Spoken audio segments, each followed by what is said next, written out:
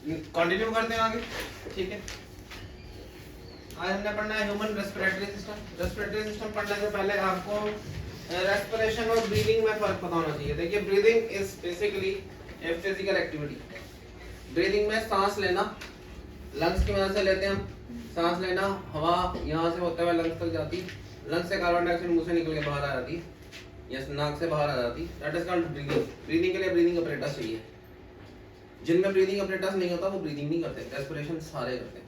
हर organism को जिंदा रहने के लिए रेस्पिरेशन करनी ही पड़ेगी।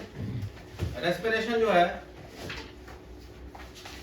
दो तरह की होती है, ठीक है। ये दोनों रेस्पिरेशन नाम बाद में दूंगा। दोनों रेस्पिरेशन जो है ये डिपेंड करता है ऑक्सीजन है या नहीं है, बट इन दोनों रेस्पिरेशन में जो हमारा रॉ मटेरियल होता है वो ग्लूकोज ही होता है, और ग्लूकोज को आगे C3 कंपाउंड पायरुविक एसिड में तोड़ा जाता है, तो 6 का 3 बनाया जाता है। ये प्रोसेस जो होती है ये साइटोप्लाज्म में होती है, और इसमें मैक्सिमम 8 एटीपी निकलते हैं। ATP is energy rich molecule, जिसमें हमारी बॉडी एनर्जी को स्टोर करती है। It is called adenosine triphosphate molecule. तो 8 एटीपी बनते हैं, साइटोप्लाज्म में होती है। ये ऑक्सीजन ना हो ऑक्सीजन हो दोनों के लिए कॉमन है, और ये होती भी साइटोप्लाज्म में है। इसके बाद अगर ऑक्सीजन अवेलेबल हो तो ये एक साइक्लिक प्रोसेस में जाती है, जिसका एंड प्रोडक्ट कार्बन डाइऑक्साइड और वाटर होता है। इसको क्रब साइकिल बोलते हैं, और इसमें मैक्सिमम 30 एटीपी और निकलते हैं, और ये माइटोकॉन्ड्रिया में होती है। Mitochondria is the energy power house of the cell, और टोटल एटीपी 38 एटीपी होते हैं। माइटोकॉन्ड्रिया एक डबल मेम्ब्रेन ऑर्गेनेल ही है, जिसके अंदर की मेम्ब्रेन जो होती है वो बैंड पड़े होते हैं उसको, इन अंदर के बैंड को क्रिस्टे बोलते हैं। इस पे F1 पार्टिकल्स होते हैं। बहुत बड़ी कॉम्प्लेक्स प्रोसेस है, बट उतनी डिटेल में नहीं हम टच करेंगे, ठीक है, क्योंकि हम ये रेस्पिरेशन पढ़ रहे हैं तो उसी को ध्यान दें। इसमें F1 पार्टिकल्स होते हैं जो एक लंबी प्रोसेस के बाद कार्बन डाइऑक्साइड वाटर बनाते हैं, जिसमें 30 एटीपी। काफी सारे एंजाइम इन्वॉल्व होते हैं। एक एंजाइम होता है G6PD, वो बहुत सारे एंजाइम इन्वॉल्व होते हैं इस प्रोसेस में भी, रेस्पिरेशन में। 38 एटीपी टोटल बनते हैं। ये क्रब साइकिल होता है और माइटोकॉन्ड्रिया में होती है। अगर नहीं हो ऑक्सीजन तो पायरुविक एसिड ही जहर बन जाता है। अब इस जहर को सिंपलर कंपाउंड में तोड़ना जरूरी है, नहीं तो यही पॉइजन बन जाएगा। इसको सिंपलर कंपाउंड में तोड़ने के लिए एनिमल्स को भी तोड़ना पड़ता है, उनके अंदर बने, प्लांट्स में बने तो उनको भी तोड़ना पड़ता है। प्लांट्स इसको तोड़ते हैं इथाइल अल्कोहल में, और इसमें 6 एटीपी लग जाते हैं। नेट प्रोडक्शन 2 एटीपी ही होती है। एनिमल्स में ये टूटता है लैक्टिक एसिड में। लैक्टिक एसिड आपके मसल्स में बनता है। जो अंदर वाले मसल होते हैं वो उनको प्रॉपर ऑक्सीजन नहीं मिल पाती, तो वो लैक्टिक एसिड बना जाते हैं। जिससे वो दर्द होता है बाद में, जो गिल्ट बन जाते हैं, वो लैक्टिक एसिड एक्यूमुलेशन से ही बनते हैं। इसमें भी 6 एटीपी लग जाते हैं, एटीपी, और नेट प्रोडक्शन जो होती है वो भी 2 एटीपी की ही होती है। और ये प्रोसेस साइटोप्लाज्म में ही होती है। जिसमें ऑक्सीजन अवेलेबल होती है, इस पूरी प्रोसेस को एरोबिक रेस्पिरेशन बोलते हैं। क्या बोलते हैं? और जिसमें नहीं होती है उसको एनएरोबिक बोलते हैं।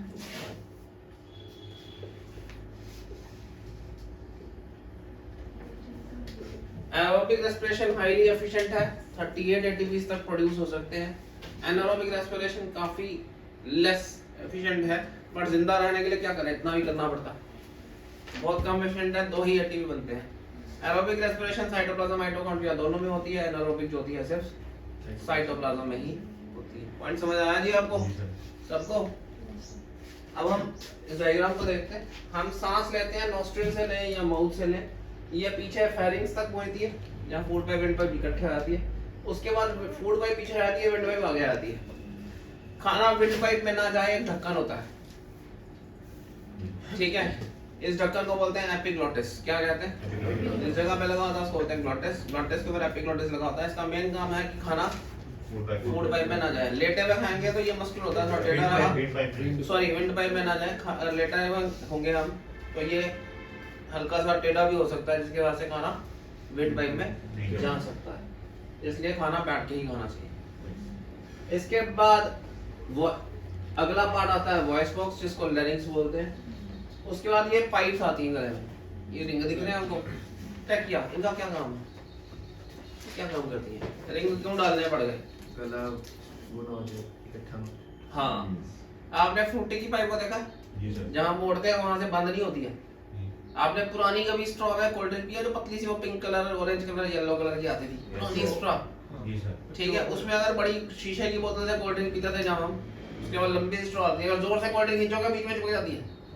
सो हम जब फोर्स इनहेलेशन या एक्सहेलेशन करते हैं तो हमारा गला चिपक जाता है। उसको रोकने के लिए नेचर ने यहाँ पे कार्टिलेज के रिंग्स डाल दिए हैं कि ये हिलाने पर भी गला बंद नहीं होता, फ्रूटी की पाइप की तरह हो गया। समझ आ गया जी आपको?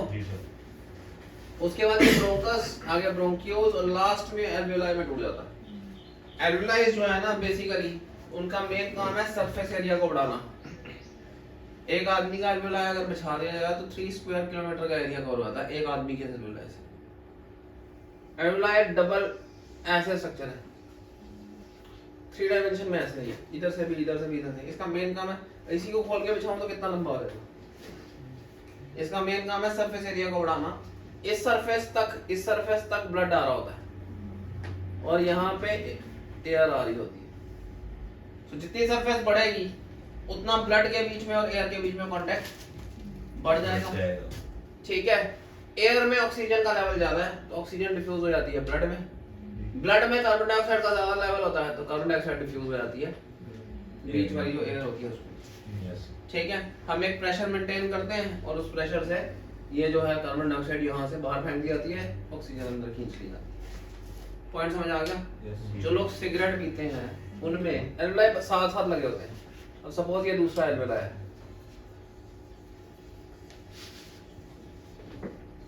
ये लगा हुआ इसी पाइप पे, सपोज यहाँ तीसरा है,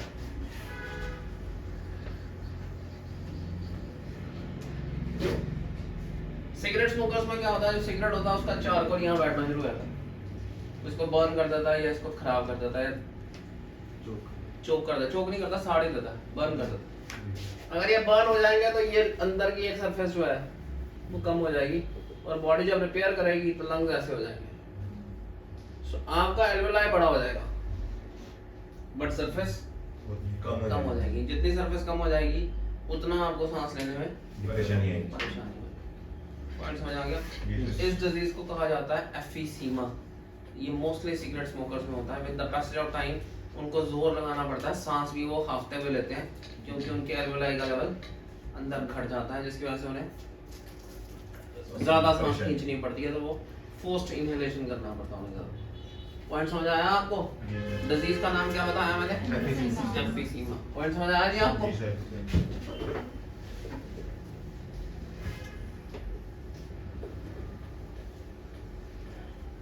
ये रब कर दूं?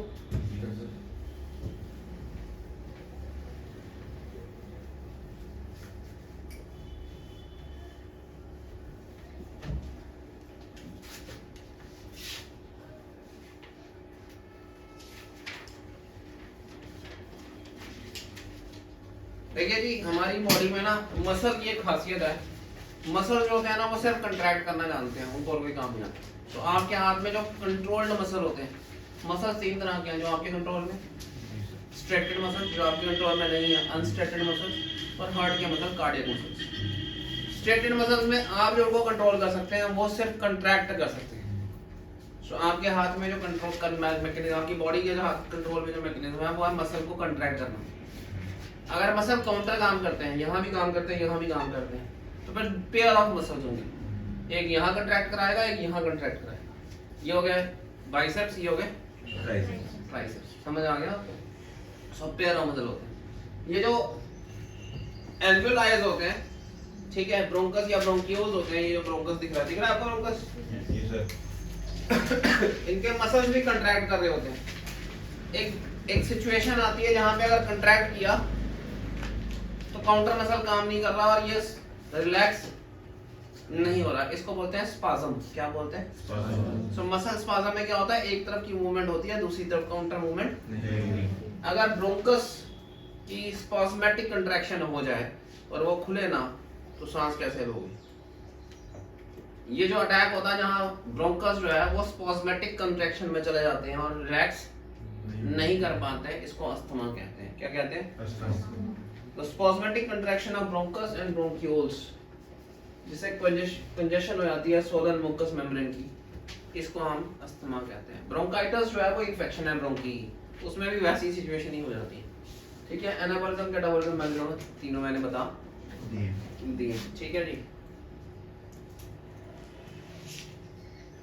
रेस्पिरेटरी वॉल्यूम्स देखो जी, आप नॉर्मली जो है नॉर्मल क्वाइट ब्रीदिंग जो करते हैं हम 17 से 18 से 20-22 बार के बीच में 17-18 बार जो है ब्रीथ करते हैं रफली 1 मिनट में। जो हम नॉर्मल ब्रीदिंग करते हैं उसमें कितनी एयर जो है इन और आउट होती है, दैट इज रफली 500 millilitre, that is called tidal volume. ठीक है, ठीक है। नॉर्मली हम 500 मिलीलीटर ऊपर आधा लीटर आगे पीछे करते हैं। अगर आप जोर लगाएंगे तो आधा लीटर से ऊपर आप 2 लीटर तक और बाहर फेंक सकते हैं। ठीक है, 2 लीटर तक अंदर खींच सकते हैं आप। अगर आप जोर लगाएं, फोर्स्ड इनहेलेशन करें तो आप आधे लीटर तो नॉर्मल करते हैं, बट 2 लीटर तक 200 मिलीलीटर 2000 मिलीलीटर से 3300 मिलीलीटर तक आप और अंदर हवा खींच सकते हैं। That is called inspiratory reserve volume.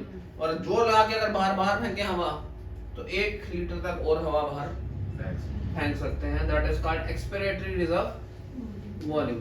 अब अगर आप तीनों डोल लें, 500 नॉर्मल, 2000 और खींच सकते हैं, 1000 बाहर ज्यादा फेंक सकते हैं, तो ये जो टोटल कैपेसिटी बन जाती है that is called vital capacity. Males की ज्यादा होती है, फीमेल्स की कम होती है। देखिए जी, नेचर ने मेल्स फीमेल्स को इक्वल नहीं बनाया, ये हमने प्रोपेगेंडा किया हुआ है। मेल्स अपने कुछ सेक्शंस में बेटर हैं, फीमेल्स अपनी कुछ सेक्शंस में बेटर हैं, उनका कोई कंपैरिजन नहीं है।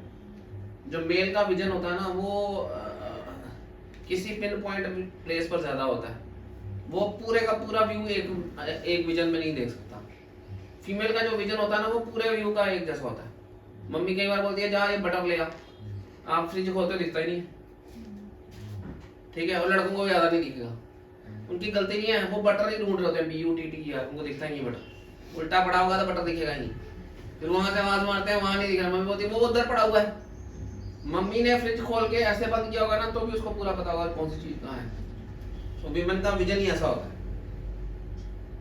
समझ आ गया? उसका 360 डिग्री जैसा विजन है, उसको एक व्यू में ही सारी चीजें दिख जाती है। मेल्स को एक बंदा देख रहे हैं वो एक ही दिखेगा, बाकी कोई नहीं दिखेगा। पॉइंट समझ आ रहा है आपको? विजन नेचर ने उनको अलग अलग बनाया है, उनके अपने पॉजिटिव्स हैं। In place of enhancing their positives, we have brought them to we are trying to brought them to a common platform of competition। ये गलत है, हमने उन्हें उनकी फील्ड में एनहांस करना चाहिए था, जिसमें वुमेन बहुत बढ़िया है। वुमेन सोशलाइजेशन में बहुत बढ़िया होती है, सोशल एक्टिविटीज में बहुत बढ़िया होती है। मदरली नेचर वुमेन की जो माँ की तरह वुमेन सोचेगी, मेल्स नहीं सोच सकते। पॉइंट समझ आ गया आपको? तो टीचिंग हो गया, ऐसे प्रोफेशंस जो है, टीचिंग हो गया, सोशल सर्विसेज होगी, इसमें वुमेन का बड़ा स्ट्रॉन्ग रोल आता है। ठीक है, पर्सनल केयर वाले सर्विसेज हो गए। मेल्स के जो है वो इंजीनियरिंग हो गई या उस तरह के जो मशीनों के साथ ही काम कर रहे हैं, वहाँ मेल्स बेटर परफॉर्म करते हैं। नेचर ने उनको बनाया ऐसा, हमने ये ऐसे ही डाल दिया हुआ है कि दोनों जो है वो जैसे ही हैं, बराबर के बराबर। Women is far more superior in many sections which males even can not think of. अलग अलग सुपीरियरिटी है। मैक्सिमम ब्रीदिंग कैपेसिटी मैंने बता दिया। आप 1 मिनट में पूरा जोर लगा के, ये रनर्स वगैरह जो होते हैं उनके ऊपर ये बढ़ाई भी जा सकती है, बढ़ जाती है। सो आप 1 मिनट में फोर्स्ड इनहेलेशन और एक्सहेलेशन करके मैक्सिमम कितनी हवा अंदर बाहर कर सकते हो, that is called your breathing capacity. क्या बोलते हैं? Maximum breathing capacity. ठीक है, पूरा जोर निकाल के सारी हवा बाहर फेंक दो तो लंग्स ऐसे थोड़े हो जाएंगे, उसके बाद भी लंग्स के अंदर हवा रहती है, वो ऑलमोस्ट 1200 मिलीलीटर रहती है, that is called residual volume. ठीक है, ठीक है। पूरा जोर लगा के सांस खींच लो, अंदर कितनी सांस होगी, that is called total lung capacity. 5 से 6 लीटर होती है। स्पोर्ट्समैन जो होते हैं उनकी बढ़ जाती है, उनके लंग्स और मस्कुलर स्ट्रक्चर एनहांस हो जाता है। जिस ऑर्गन को यूज करोगे वो बढ़िया होता जाएगा, नहीं यूज करोगे तो वो घिसता जाएगा। हमारी बॉडी अगर मसल्स नहीं यूज करती है तो मसल खराब हो जाते हैं। जो लोग स्पेस में जाते हैं, जो साइंटिस्ट स्पेस में जाते हैं वो साइज में घट जाते हैं वहाँ पे, उनका बॉडी वेट भी कम हो जाता है, मस्कुलर वेट भी कम हो जाता है। अगर वो 2-3 महीने स्पेस में रहेंगे तो वो काफ़ी कमज़ोर हो जाएंगे, क्योंकि उनकी बॉडी जो है कोई भी फिजिकल वर्क वहाँ नहीं करती। ग्रेविटी है नहीं, अगेंस्ट ग्रेविटी कुछ काम करना ही नहीं है, उनकी बॉडी फिजिकल वर्क नहीं करती है। फिजिकल वर्क ना करने से मसल की डिटोरेशन हो जाती है, और मसल डिटोरेशन की वजह से उनका वेट ओवरऑल कम हो जाता है, डिक्रीज हो जाता है। पॉइंट समझ आ गया आपको? तो जिनको यूज़ करेंगे वो एनहांस होते जाएंगे। तो मसल्स को यूज़ करें, उसको एनहांस करें, इसको भी यूज़ करें, इसको भी एनहांस करें, ठीक है। आगे बात करते हैं ट्रांसपोर्टेशन की। ब्लड जो है इसके लिक्विड पार्ट, 4 कंपोनेंट है इसके। लिक्विड पार्ट को बोलते हैं प्लाज्मा। रेड ब्लड सेल्स को कहा जाता है एरिथ्रोसाइट्स। क्या कहते हैं? एरिथ्रोसाइट्स। मेन बने होते हैं ये, तो जो इनमें प्रोटीन है that is haemoglobin, iron based protein है, ठीक है। और रेड कलर ये उसी की वजह से होता है। व्हाइट कलर कार्पसल्स, जिनको हम ल्यूकोसाइट्स बोलते हैं, ये इन्फेक्शन से बचाते हैं हमें। और ब्लड प्लेटलेट्स होते हैं जो कोगुलेशन करते हैं ब्लड की। हमारी बॉडी के अंदर कोगुलेशन क्यों नहीं होती? कौन सा केमिकल हमें प्रोटेक्ट करता है? हिपैरिन। तो हमारी बॉडी में एक एंटी कोगुलेंट होता है हिपैरिन, जो बॉडी को अंदर कोगुलेट होने से बचाता है। पॉइंट समझ आ गया आपको? जो कोगुलेशन है, ब्लड का घना होना, पार्शियल कोगुलेशन की हो जाएगी तो ब्लड हल्का सा घना हो जाएगा। घना हो जाएगा तो मोटर को ज्यादा काम करना पड़ेगा, हार्ट को ज्यादा काम करना पड़ेगा। पॉइंट समझ आ रहा है आपको? तो हार्ट का लोड कम करना हो तो ब्लड को पतला किया जाता है। जो डिस्प्रिन करती है वो भी यही काम करती है। डिस्प्रिन ब्लड को पतला करती है। पतला होने से सर दर्द कैसे ठीक हो जाता है? नहीं बताता हूँ मैं आपको। कोई भी ऐसी चीज जो दिमाग से ब्लड को कम करे, आपको नींद आ जाएगी। कोई भी ऐसी चीज जो ब्रेन से सर्कुलेशन को कम करे, आपका ब्रेन जो है वो आस्ते आस्ते स्लीपिंग मोड में जाना शुरू हो जाएगा। खाना ज्यादा खाना खाने से सारा खाना पेट में पहुंचता है, सारा ब्लड कहाँ घूमना शुरू हो जाता है? पेट में। यहाँ से हो जाता है कम, नींद आ जाता है। पॉइंट समझ आ गया?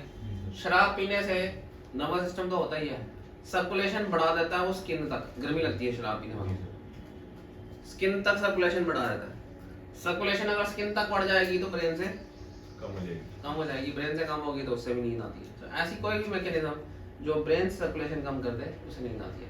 अगर आपका ब्रेन में सर्कुलेशन कम हो रहा है तो आपको सर दर्द भी करेगा, थकावट भी फील होगी। अगर हम सर्कुलेशन बढ़ा देंगे, ब्लड ही पतला कर दें, तो पतला जो है वो ज्यादा अंदर, अगर रश कम होगा तो अंदर ज्यादा गलियों तक जा सकते हैं ना।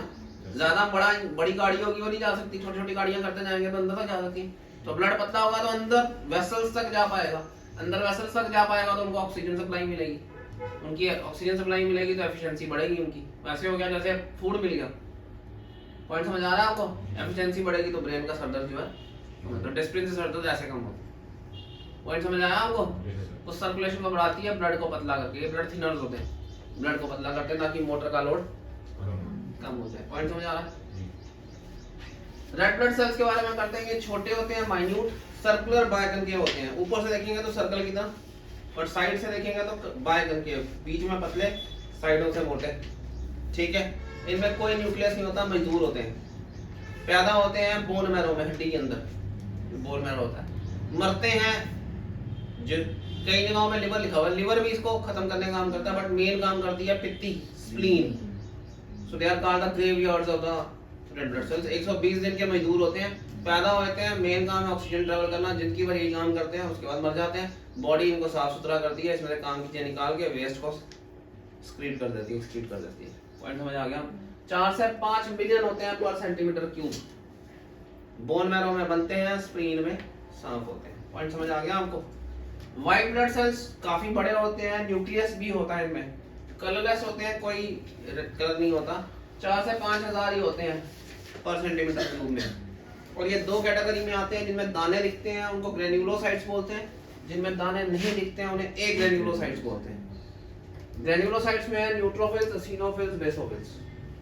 न्यूट्रोफिल्स जो होते हैं इनमें 4 to 5 लोब न्यूक्लियस होता है, और सबसे ज्यादा नंबर इन्हीं का होता है, ऑलमोस्ट 60%। व्हाइट ब्लड सेल्स यही होते हैं। फिर एसिनोफिल्स में ये 2 लोब का होता है, ये देखो 2 लोब का बना हुआ है, एक ये और एक ये, दिख रहा है? इसमें ये 4-5 लोग हैं, एक फिर यहाँ दूसरा फिर यहाँ तीसरा, दिख रहा ये चौथा। ठीक है, इसमें अनडिस्टिंक्टिव न्यूक्लियस होता है बेस ऑर्गेन्स में, न्यूक्लियस का साइज कोई क्लियर नहीं होता। सबसे ज्यादा कौन से होते हैं? न्यूट्रोफिल्स। ये तीनों ग्रेन्युलोसाइट्स हैं, इनमें दाने दिखते हैं आपको। एक ग्रेन्युलोसाइट्स में हमारे पास लिम्फोसाइट्स, मोनोसाइट्स है। लिम्फोसाइट्स में बहुत बड़ा न्यूक्लियस होता है जिसको साइड में छोटा सा डेंट पड़ा होता है, अगर ध्यान से देखेंगे उसको रोटेट करके तो उसमें डेंट दिखेगा। So large nucleus with this dented nucleus होता है। दूसरे नंबर पे सबसे ज्यादा नंबर इनका होता है, 60% वो होते हैं, 30% ही होते हैं, बाकी तीनों मिला के 10% होते हैं। मोनोसाइट में हॉर्सशू की शेप का न्यूक्लियस होता है, जैसे घोड़े की नाल होती है वैसा न्यूक्लियस, दिख रहा है? सबसे ज्यादा नंबर न्यूट्रोफिल्स का और दूसरा नंबर है लिम्फोसाइट्स का। ठीक है, देखिए हमारी बॉडी में ना 2 सर्कुलेटरी सिस्टम है। हमने ब्लड वाला तो पढ़ा है, दूसरा कौन सा होता है? हमारी बॉडी में एक और सर्कुलेटरी सिस्टम होता है, कौन सा? That is called lymph circulatory system. कौन सा? लिम्फ। देखिए ब्लड जो है वो आप ऐसे मान लो कि मेन रोड पे चलता है। अब ब्लड हर सेल के पास तो जा नहीं सकता सामान देने के लिए, हर बंदे के घर में तो जान देता, तो वो क्या करता है, सामान उतारता है गली के बाहर, गली से सामान चलता हुआ अंदर आता है, पिछला सामान अगले सामान को धक्का मारता है, अगला सामान नया सामान अगले सामान को धक्का मारता है, नया सामान अगले सामान को धक्का मारता है, तो ये सामान आगे आगे सेलों तक चलता रहता है और सेल इसमें से अपना सामान लेते रहते हैं। सेल इसमें से सामान लेते हैं, जो अपना छोड़ना होता है वो इसमें छोड़ देते हैं। ठीक है, अब जो ये सामान है इसमें से कुछ तो वापस चला जाएगा मेट्रोडोर में, गली से सामान, बट जो यहाँ रह जाएगा एक्स्ट्रा सामान, उसको पूरे मोहल्ले में से, पूरे एरिया में से इकट्ठा करना, उसको एक जगह इकट्ठा करना, फिर वहां से उसको डब्बों में डाल के आगे पहुंचाना, ये काम जो है लिम्फ करता है। लिम्फ पूरी बॉडी से एक्स्ट्रा सेलुलर फ्लूइड इकट्ठा करता है, फिर उन्हें लिम्फ नोड्स में पहुंचाता है, लिम्फ कैपिलरीज के थ्रू, फिर वहां से लिम्फ वेसल्स के थ्रू वो आस्ते आस्ते चलते हुए वो भी ब्लड में, यहाँ हार्ट में से पहले ब्लड में जुड़ जाते हैं। सो ब्लड का सर्कुलेटरी सिस्टम बाय डायरेक्शनल है, हार्ट से बॉडी, बॉडी से हार्ट, जबकि लिम्फ का जो सर्कुलेटरी सिस्टम है वो यूनि डायरेक्शनल है, बॉडी से इकट्ठा करता है हार्ट में जाता है। हार्ट का जो सर्कुलेटरी सिस्टम है ब्लड का, उसकी मोटर अपना बड़ा स्ट्रॉन्ग काम करती है, छोड़ना पकड़ना, तो मोटर का काम है। बट जो लिम्फ का सिस्टम है वो धक्के पर है, इसलिए अगर कहीं गड़बड़ हुई तो लिम्फ का सर्कुलेटरी सिस्टम माल पहुंचा नहीं पाएगा। अगर उसमें इन्फेक्शन हो जाए, कुछ हो जाए, तो वो पहुंचा नहीं पाएगा और हमारे हाथों में पैरों में लिम्फ इकट्ठा हो जाएगा, जिसको बोलते हैं पानी हो गया जी, देसी भाषा में पानी बोलते हैं, but technical it is called ओडीमा, हाथों पैरों की स्वेलिंग हो जाती है। पॉइंट समझ आ गया आपको? तो हाथों पैरों की स्वेलिंग का मतलब है कि वो लिम्फ जो है वापस सही तरह से नहीं आ रहा, वो इन्फेक्शन की वजह से मोस्टली होता है। पॉइंट समझ आ रहा है आपको? और ये इकट्ठा भी वहीं पर होता है जहाँ पे मोड़ होते हैं, एक्सीडेंट ज्यादा कहाँ होते हैं? मोड़ों पे। तो यहाँ से ब्लड ने जाना है, यहाँ से बाहर आना है, तो इस मोड़ पे ज्यादा लिम्फ छूटता है। अगर यहाँ से वापस कैरी नहीं होगा तो यहाँ पे स्वेलिंग हो जाएगी। पैरों में भी वैसे ही होता है, पैरों में नीचे घूमना वापस आना। पॉइंट समझ आ गया आपको? ब्लड क्या क्या काम करता है? ऑक्सीजन ट्रेवल करता है, कार्बन डाइऑक्साइड करता है, digested food, hormones, urea, disease से बचाता है और बॉडी टेम्परेचर को रेगुलेट करता है। हार्ट के बारे में ये वेन डायग्राम बनी हुई है, ध्यान से। ये right heart, right hand, right heart, पूरी बॉडी से ब्लड राइट हार्ट में जाता है।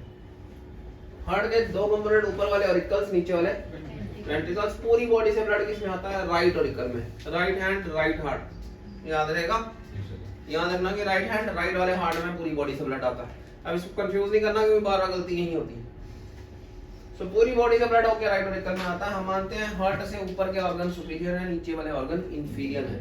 सो 2 पाइपें हैं, एक ऊपर से लेके आती है, that is called superior vena cava,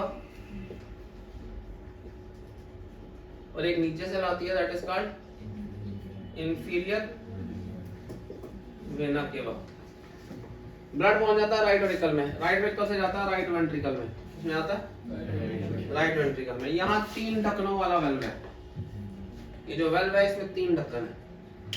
ठीक है, ये ऐसे ही जैसे ये हमारा दरवाजा है, ये सिर्फ अंदर की तरफ खुलता है, एक बार बंद हो जाए बाहर की तरफ जितना मर्जी धक्का मारो बाहर नहीं खुलेगा। तो जब ब्लड यहाँ से नीचे आता है तो ये खुलता है, ये जब बंद हो जाता है इसको जितना मर्जी धक्का मारो ये ऊपर की तरफ, ये राइट वेंट्रिकल में पहुंच जाता है। ठीक है, ये बॉडी से इकट्ठा हुआ डीऑक्सीजनेटेड ब्लड, ऑक्सीजन नहीं है इसमें।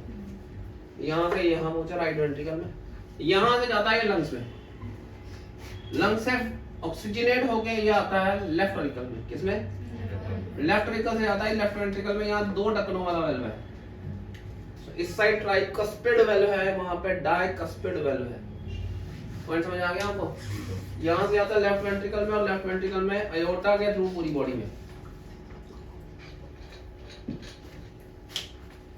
तो सुपीरियर इंफीरियर वेना केवा से जो ब्लड आया हो गया राइट ऑरिकल, राइट ऑरिकल से right ventricle, tricuspid valve, right ventricle से lungs.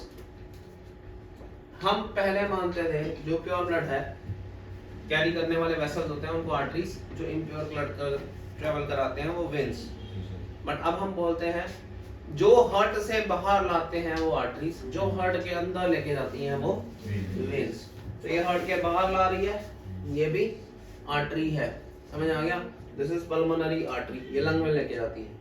Pulmonary artery is the artery which carries impure यानी डीऑक्सीजनेटेड, इम्प्योर का मतलब यहाँ पे डीऑक्सीजनेटेड है, डीऑक्सीजनेटेड ब्लड। यहाँ से ऑक्सीजनेट होने के बाद ये पल्मोनरी वेन के थ्रू लेफ्ट वेंट्रिकल में आया। तो pulmonary vein is the when which carries oxygenated blood. यहाँ पहुंच गया लेफ्ट वेंट्रिकल से, ये लेफ्ट वेंट्रिकल में डायकस्पिड वेल्व, और लेफ्ट वेंट्रिकल से पूरी बॉडी में जाता है ये अयोर्टा के through. Aorta is the main artery.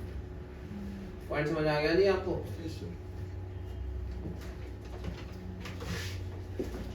देखिए एंटीबॉडीज वो है, प्रोटीन्स हैं जो पहचानते हैं हमारी बॉडी का ना बहुत सारे मैकेनिज्म है। हमारी बॉडी के बैकअप मैकेनिज्म्स हैं, हमारी बॉडी के रिकॉग्नाइजिंग मैकेनिज्म है।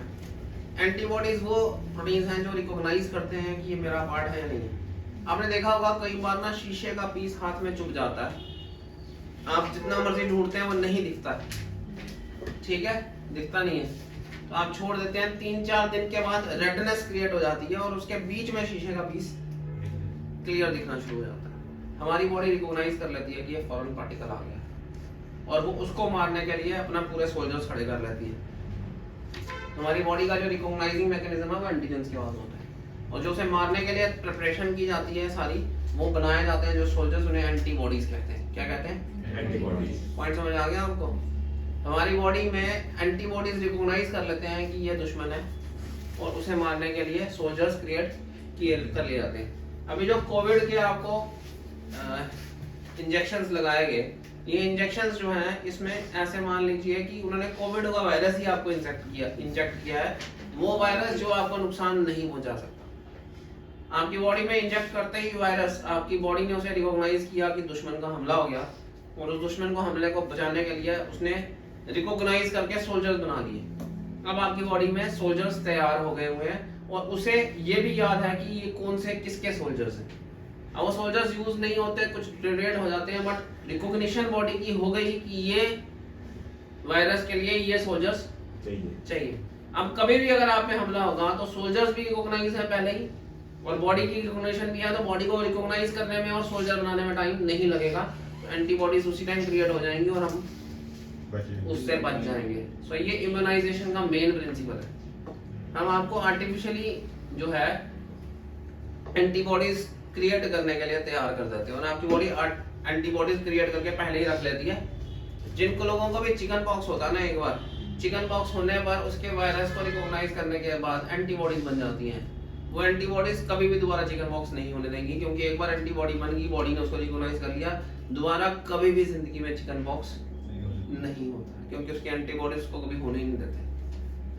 पॉइंट समझ आ गया? Once it is recognised for whole life. Body ने उसको मेमोरी में डाल दिया कि मैं ये है और इसके सोल्जर ही।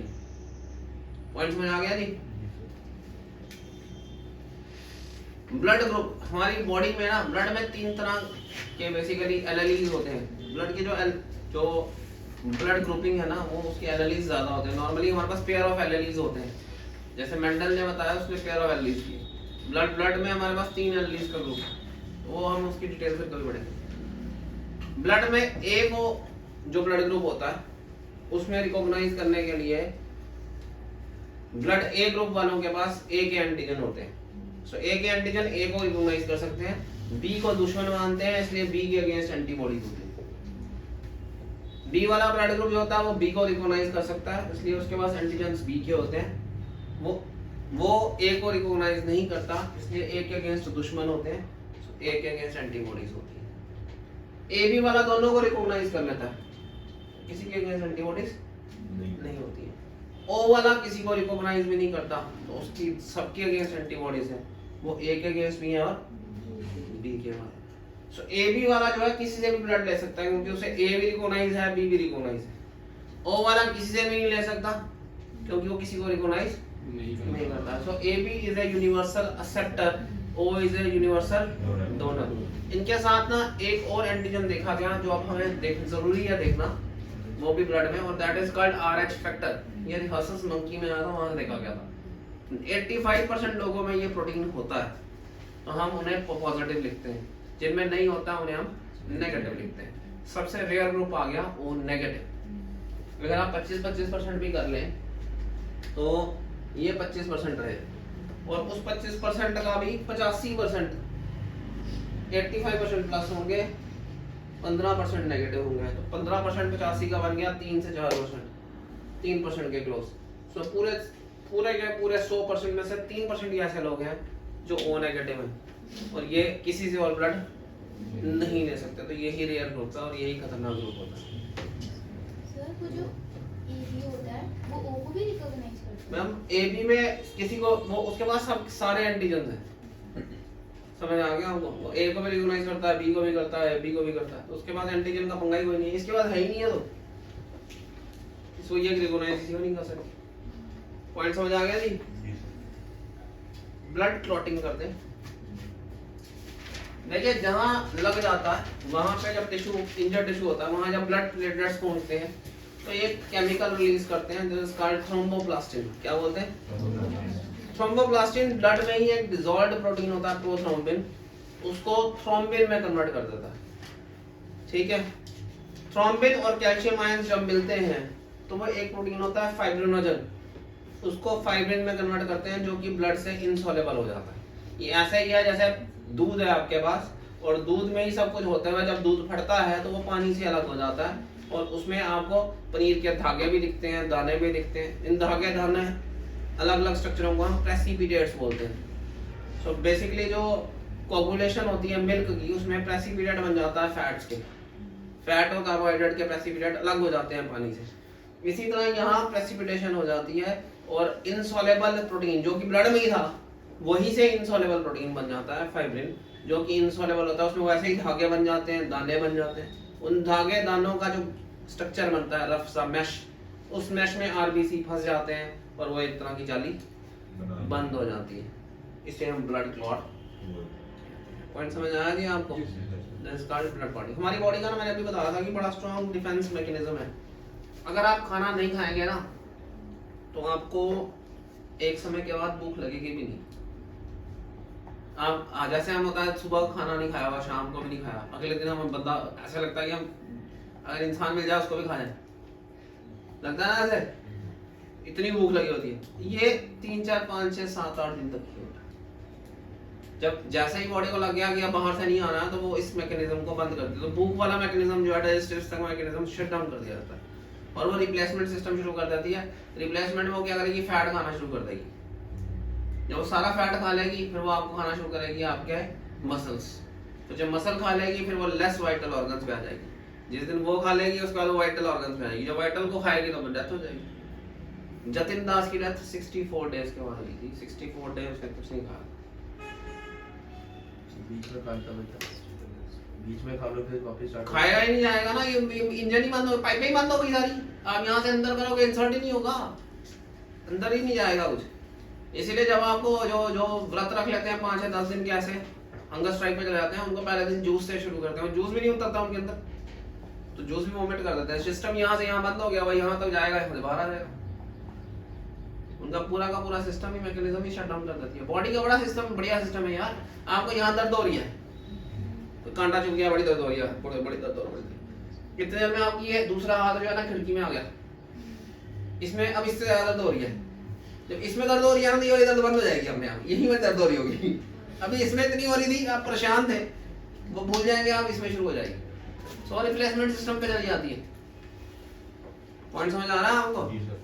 जो डायबिटीज है, शुगर, शुगर आज हम ग्लूकोज के बारे में पढ़ रहे हैं। ग्लूकोज ही तो एनर्जी का सोर्स है। सारी बॉडी में हमारे को जो एनर्जी मिलती है वो किससे मिलती है? ग्लूकोज। आपने कार्बोहाइड्रेट खाया, ग्लूकोज डाइजेशन हुई, उसकी वो पहुंच गया आपके स्टमक तक, स्टमक से आगे इंटेस्टाइन में आया, ग्लूकोज बन गया, वहां से एब्जॉर्प्शन हुई, ब्लड में चला गया। अब ब्लड से ना बॉडी में नहीं जा रहा, दैट इज डायबिटीज। आप मान लीजिए कि जो ब्लड से डिसाइड करना था कि अब इसको बॉडी में भेजना है, वो हो ही नहीं रहा, ब्लड में ही रह रहा है शुगर।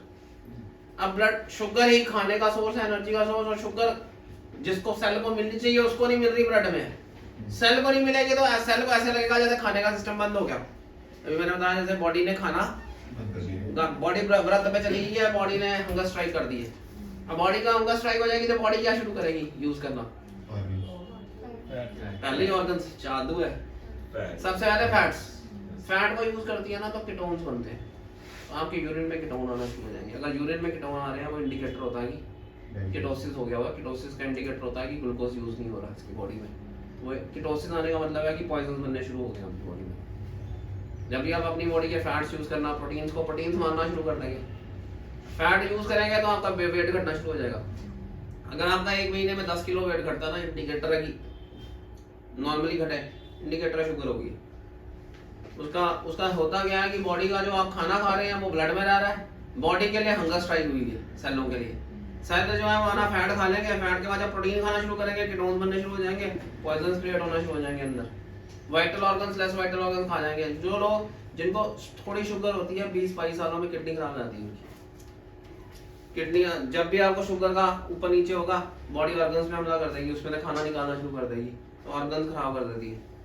जिनको प्रोलॉन्ग शुगर होती है उनकी 17-18 साल में kidney failure, liver failure common बात है।